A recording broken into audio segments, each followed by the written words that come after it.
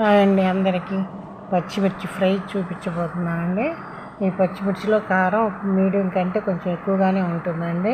కారంగా ఉంటేనే బాగుంటాయండి. ఆనియన్ శనగపిండి వేస్తాం కదండి, అనిపించదు, సరిపోనే ఉంటుంది. వేగేటప్పటికి టేస్ట్కి సరిపడినంత ఉప్పు కలుపుకోవాలండి.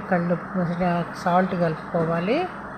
శనగపిండిలో ఇలా ఘాటు పెట్టుకుని పట్టినంత వరకు కూర్చుకోవాలి. కాయలన్నీ కూడా ఇలా పెట్టుకోవాలి.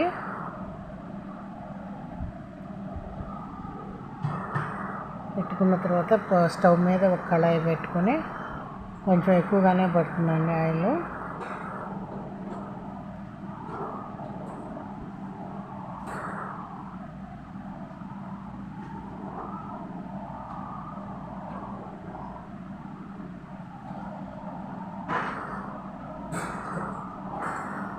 పోపు దినుసులు వేసుకొని, కరివేపాకు వేసుకుని, ఇప్పుడు పచ్చిమిర్చి కొంచెం 1 నిమిషం పాటు వేయించుకోవాలండి.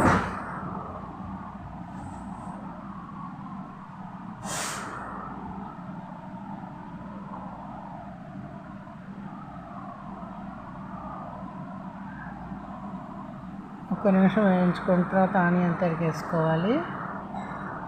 1 పెద్ద ఆనియన్, చిన్నవైతే 2 వేసుకోవాలి. వేగిన తర్వాత టేస్ట్కి తగినంత సాల్ట్ వేసుకొని వేగిన తర్వాత ఈ మిగతా పిండి వేసేసుకోవాలి.